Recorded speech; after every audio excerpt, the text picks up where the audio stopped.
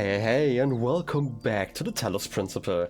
Before we start with the puzzles today, I have to talk about a few things. First of all, I was sick for a few weeks, so I'm actually not that far ahead in recording sessions. But that gave me a lot of time to think about stuff and things, also while editing, as always. So a few minor things I have to talk about, which I think are interesting. I kind of mentioned this in passing, I think, during the first episode already, and that is that the Milton Library Assistant, so the Serpent, as I always call them, isn't really responsive currently, so we're talking to someone else. Not sure who that is. My current theory is actually the admin, just because there was someone below us, and I wouldn't be surprised if they had the ability to, I guess, also just post messages. Which would be current to my theory. Maybe it's someone completely different, just because admin seems such a name for someone who would be capable of doing that. That's the first thing. And the second thing, this is a way bigger thing, is I thought we were playing as Uriel, right? Because it's in the description of the game or the DLC, and also it was kind of said to us by Elohim, right? Didn't he call us Elohim as not Elohim, Uriel as well? In any case. That's actually wrong. We are actually playing as, and I actually wrote it down in my notes, as Uriel copy version 48.2.8573F, which is interesting. Which also has some implications. Does that mean the actual Uriel is getting uploaded and we are stuck here? As the copy? Because we kind of talked about this briefly before, the whole idea about copy and paste instead of cut and paste, right? That might not really exist if we're talking about a consciousness. Anyway, those are two things that I'm gonna have in the back of my mind. There's a bigger thing, and that is in the first episode I talked a lot about the value of work, basically, and I still stand by basically all of those things. But during the last episode I basically realized, hey, at the end of these sections, and oh, that was a little stutter there. At the end of these sections, there tends to be a terminal with a message, and I get the same message every time. Always, whoever we're talking to asking us if we actually join them in this world without any needs, basically, in this utopia. And I was mostly against that in the beginning, right? For the same reasons that I talked about. But there are two reasons why I'm going to actually, change my answer here. Not because anything that I talked about was wrong or that I don't believe in. I still believe in that stuff, right? I still believe in the value of work, that doing something like that is inherently valuable, even for tangential skills, I'm gonna call it. Stuff like that. I still very firmly believe in that stuff. But there are two reasons why I'm going to change that. The first one is actually, I think, a worse reason. That's just this is a game, right? you wouldn't believe it after everything that happened in the last game, or in the base game. But what I mean by that is, it seems I am kind of locked out of the interesting texts currently, until either this option disappears, and I don't know how long it's going to take, or I'm going to accept it. I feel every single one of those terminals would have probably given me an interesting conversation, or had a chance at that. And I feel I'm kind of missing out. And this is the game part of me. I really loved the conversations in the base game. And it's one of the reasons why I'm playing this game, right? Otherwise it's just a neat puzzle game. And the second thing is, I feel I have not properly interacted with the hypothetical. Okay? So when you are given a hypothetical, obviously there are situations where part of the hypothetical is kind of figuring out solutions that are kind of require out-of-box thinking. But this is not actually what is happening here. In this case, it's basically said, hey, all of the people have transcended into some other place where they don't need to work anymore, basically. And I'm still there sitting and working. And my argument was, it can't be that I am the only skeptic here and the only one with this belief system that I'm currently holding, or at least a similar one. I feel that is rather unbelievable to me. But that's not the hypothetical. The hypothetical says, what if I was the only person? And even if I wasn't the only person, I should probably add that. Imagine the same concept was happening and there were other skeptics, but like none of the people I cared about were those skeptics, right? And there were just like some people spread around the world, and like the chance of them like meeting them is also kind of small. Would it be worth it for me to be right in my skepticism and like my opinion on like the value of work and all that stuff if I'm alone at the end? And this is like obviously another question entirely, but I would say in this case, probably no. Right, and I like other situations where I'm like, yeah, I don't mind being like right and alone for some time. Thanks, Camera Hub. I don't know. That's some fun. Good to know that this game still crashes my camera every once in a while. I, by the way, changed like some video settings. It might be noticeable. Like, I feel like my video distance is like a little bit shorter. You can see it like on a wall in the background. Anyway, where was I? Like, there are situations where I don't mind like standing in my belief system, like standing up for that, and like being right as opposed to, and that leads me to being like alone, at least like temporarily, right? Like in a meta, I guess a meta way to talk about it, right? Like I'm not talking about like completely alone, right? I don't mind that. I'm a very confrontational person at times, and I like seriously, that's completely fine by me. But I do believe that there is a limit to that. Like if I alienate every single person that I've ever known just to be like so pedantic, and I like being pedantic at times, again, I feel like there's a limit. And I feel like this is probably the limit. Like if I were like literally truly alone, it does not matter if I'm right or wrong at that point, right? I'd prefer to be like with people. So anyway, I'm gonna accept it if I still can. I guess I'm gonna reluctantly accept the offer. Whatever that means. You set off on a long journey and you feel you may already be a new person by the time the city is in view. Interesting that you just founded another city, and why can't I just visit? You ask the messenger the name of this place, but he's gone forever. Okay, I open my eyes. Welcome to Gehenna. Oh yeah, I mean, fair enough.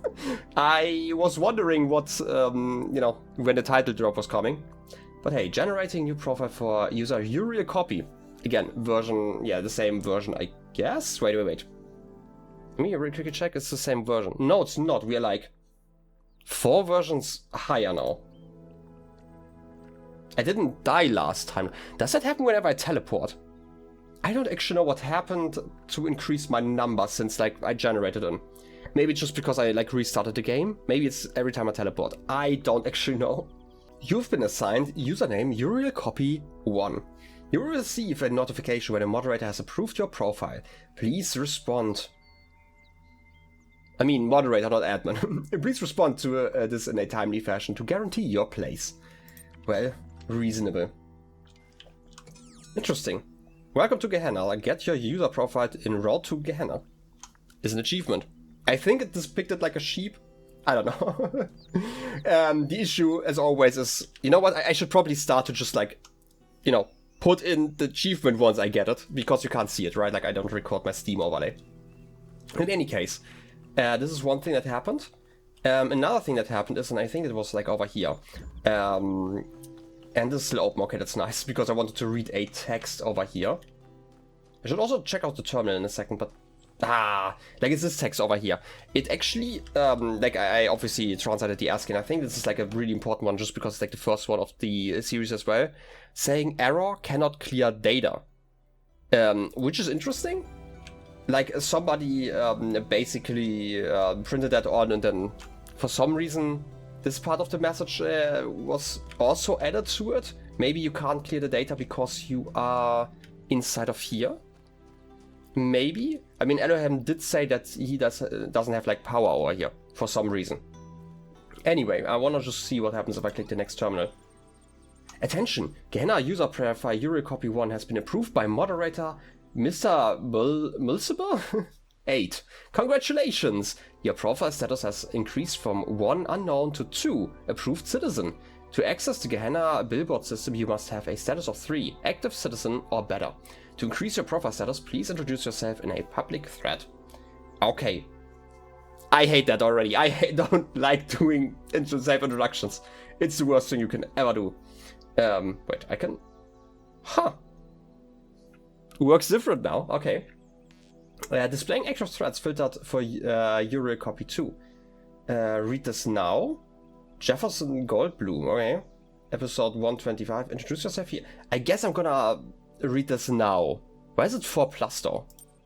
Checking profile status, I can probably not read that, right? Yeah, okay, sorry, a profile status of 4 is required to access this thread, but your status is currently 3. Wasn't it just 2? Back? Okay, sure. What about this one? Why Edge? Whatever that means. The Adventures of Jefferson Goldblum in the 9th Dimension. So many. Episode 125. Mag 5. Are they just... Okay, this might just be for my... I just saw like a 5 out of 10 there. They're probably reading something about episodes. Anyway.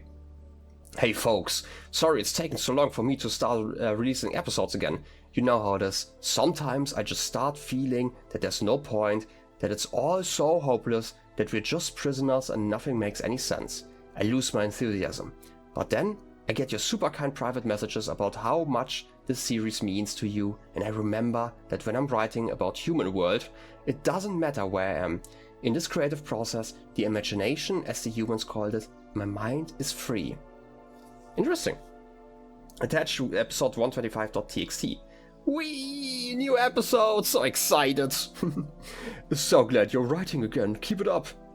I have trouble keeping track of all the twists and turns sometimes, but I really do enjoy these very much. Little 7. Ooh, high-ranking people here. I'm guessing 8 is like since 8 is a moderator, right? Like 7 is like quite high already. Glad to see Ginny HD is back. She really compliments Jefferson in a way... in a way the others at the Institute can't. I hope her time with Dr. Elion hasn't changed her. Drama. 4-1? Rank 1? How can a rank 1 be here? I can't believe this. I can't tell if this is idiocy or genius. Please keep writing.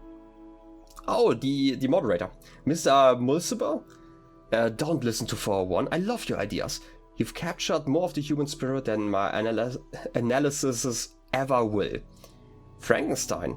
A lot of ellipses, but keeps a good pace. 5 out of 10. Sam, enjoyment equals true, anticipation equals true, disappointment equals false.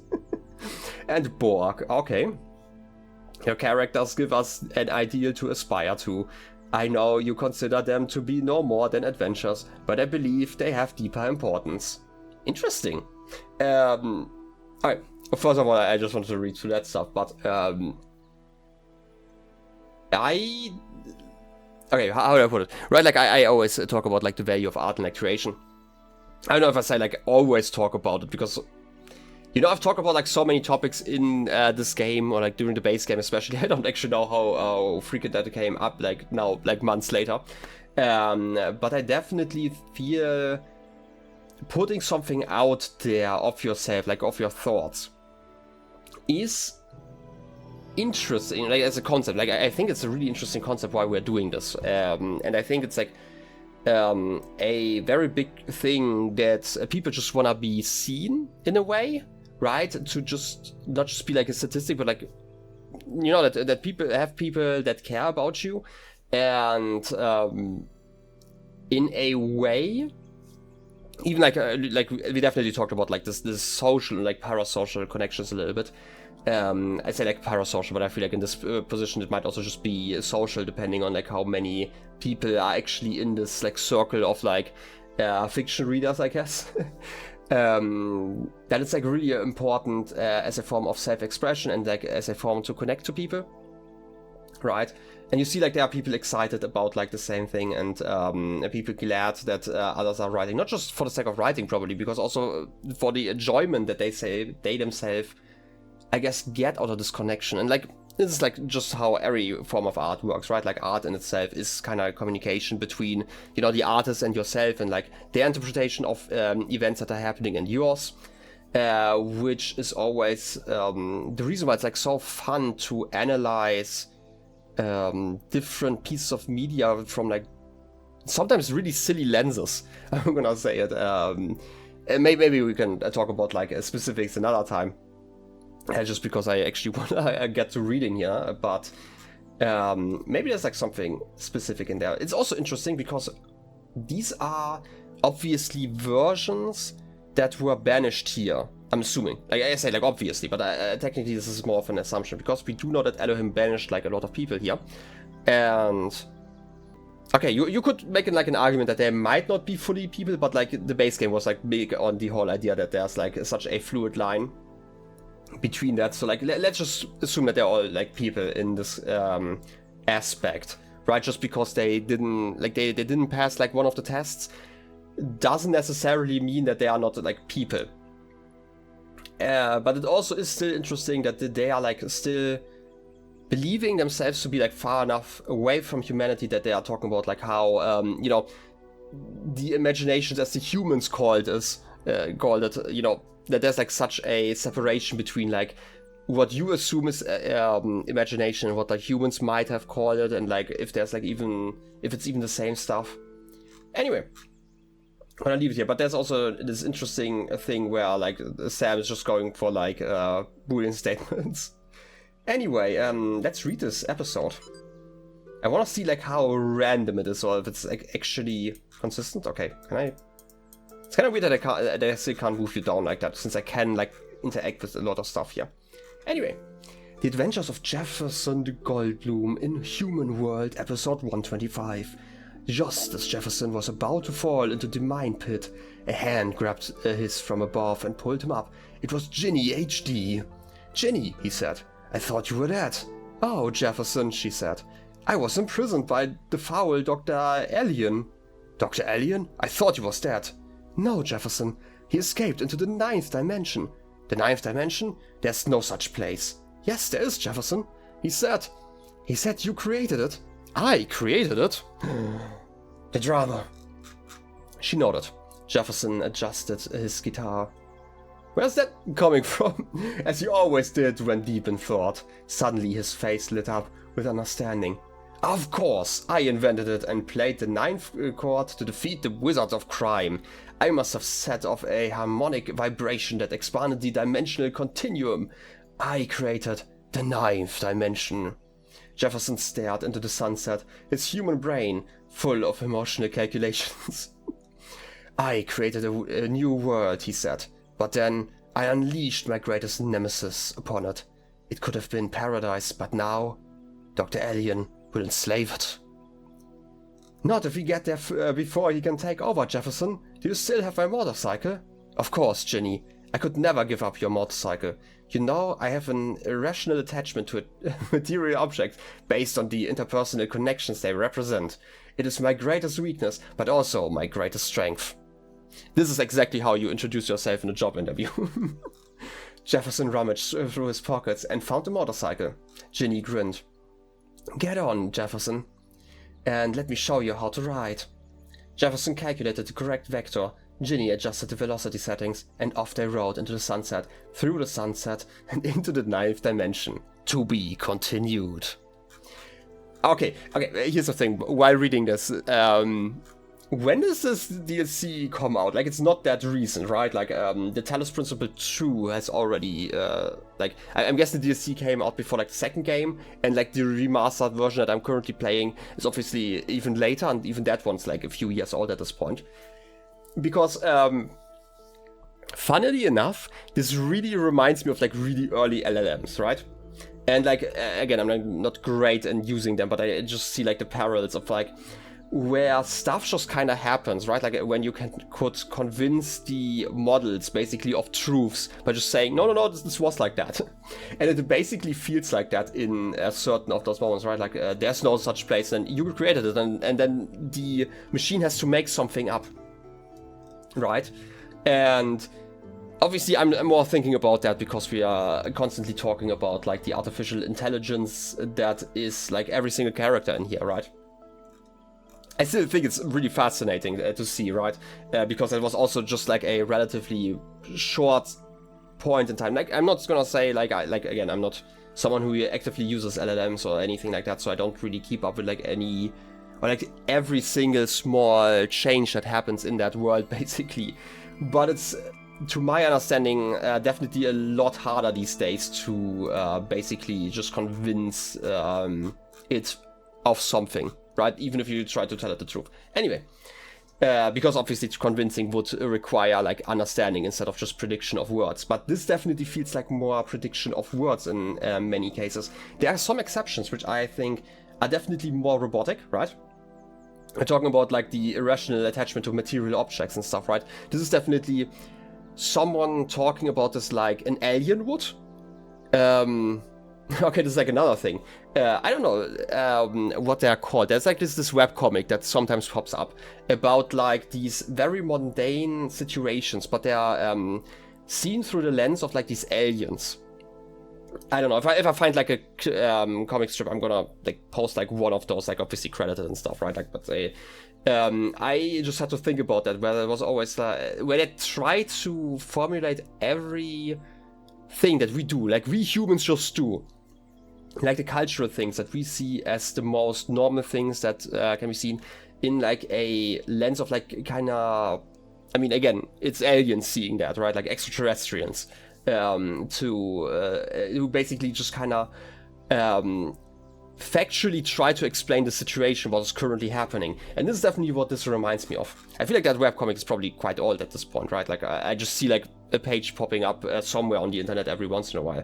But anyway, definitely something that this reminded me of. Okay, we can go back, I guess. Can't even make my own comments here. Kind of disappointed. Also, I'm kind of disappointed that there was only a motorcycle in your pocket, because, let's be honest, the one thing that you always need in your jacket is a burning tire. Let's be honest. Anyway, let's go back and, I guess, introduce yourself here. 7-1 presence equal true. Borg, by the way, level 9, this is like the highest one. And, 10, admin is 10, okay. Dog we've seen before. Same dog as we had before, you know, the child program of Ed.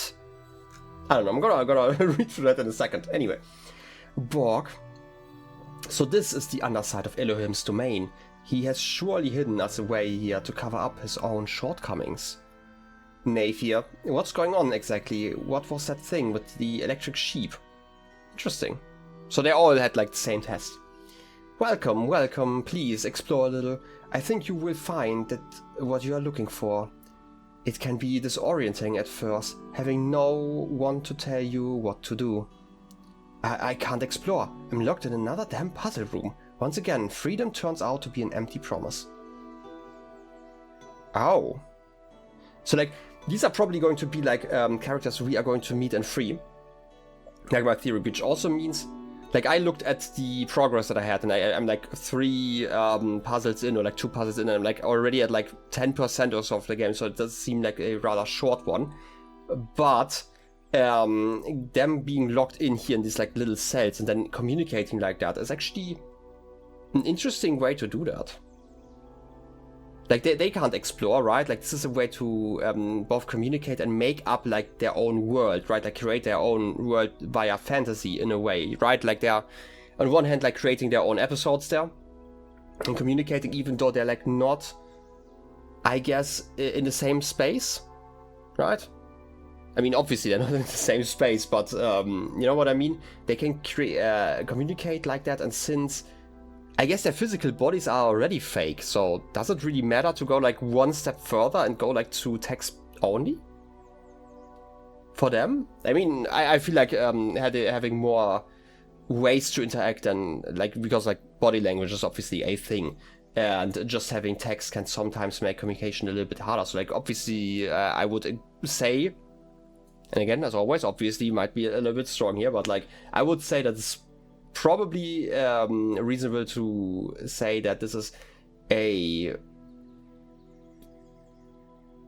like I wanted to say like lesser, but that always sounds like I'm putting in so much value into that. Lesser in the sense like a more limited form of communication, right? As opposed to like seeing each other in person. Even though like text also, it's always really interesting what you can communicate in text, and especially with like the asynchronous nature of text, which allows for like a lot of things that you would not see in spoken language. Same with like puns and stuff, right? Like a lot of puns just don't work in spoken English, for example, or like whatever language you may speak. There's a good chance that some of them only work in written form. So yeah, I guess it's just like a different form. Okay, like I just said it's like a more limited one, but it's definitely just a different one if you really think about it. But having both options is probably nicer than just one. Anyway, where was I? Yeah, you again. I believe we are in the place where corrosive characters are quarantined. The aforementioned freedoms are, I presume, psychological. Could be worse. You could be hanging from the ceiling by the nipples you don't have. That's definitely, I guess, a story. The name I was assigned is Orc. I don't know why. Elohim sent me here because I dare to defy him. Please enter your reply below. Okay, sure. Very direct way to communicate, I guess. I wish I could be in your shoes. See everything again with fresh eyes. Have fun. Wait, who replying to you again? I guess because you are new here. Anyway, brother, it is good to have you with us. We have much to discuss. I shall contact you once you have found your feet. Okay, sure.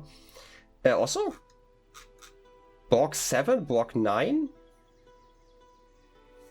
Why are your levels changing? Are you two different Borg? Or did something happen in between? Because like we also like increased in rank, right? Like, I'm guessing it's the rank. We started at 1 and technically we had to introduce ourselves to get like level 3, but technically we have level 3 already. Anyway. Where was I?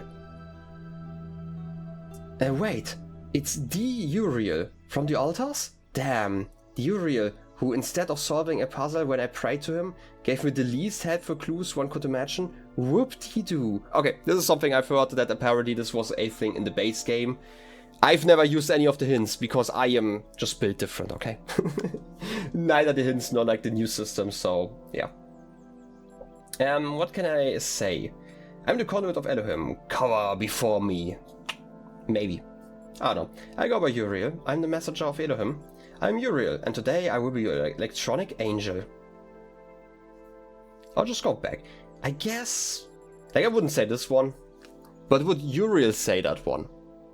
Okay, this is like a weird thing, but we don't really know too much about Uriel themselves, right? We only know like that they decided to basically make like the big sacrifice of instead of resetting themselves and like repeating everything and getting the chance to like ascend, they decided to stay with their knowledge and like basically get frozen so they can help others, which is interesting. Should I go by my idea or should I go by what I think Uriel thinks about these situations? Okay, this might be a bit much. I guess I'm just gonna go with like what I would say. But it would be interesting to, you know, walk this adventure in like other people's shoes or lack of shoes. I don't feel like we have shoes on. I don't know. Anyway, I guess I'm gonna be your electronic angel. Would I threaten people already? I mean, at some point maybe, but already? Come on, that's like a little bit. Let's just go with this one. Your message will be displayed publicly as soon as it has been approved by one of our moderators. Congratulations for introducing yourselves on our billboard. Your profile status has increased from 2 approved citizen to 3 active citizen. You can now access the full Gehenna billboard system. Interact with our community in different ways to further increase your status and access more of what we offer. Loud active threats? Sure, I guess we were just accepted here. Approved message? I guess.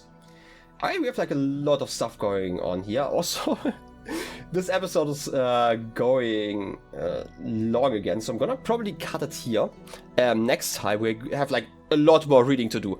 Like this is actually what I was coming here for. Like this is the game, right? Like this is the game for me of Talos Principle. It's not like I like the puzzles, right? I guess I mentioned before I really like them as a break, but this is actually why I'm here for the game, right?